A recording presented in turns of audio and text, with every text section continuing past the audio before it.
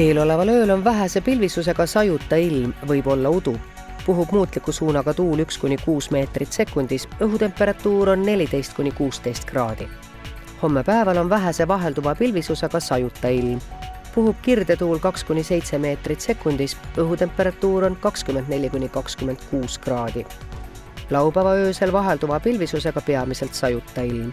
Õhutemperatuur 15–16 kraadi. Laupäeva päeval vahelduva pilvisusega ilm võib sadada hoovihma. Puhub kirde- ja idatuul 5–10, puhanguti 14 meetrit sekundis.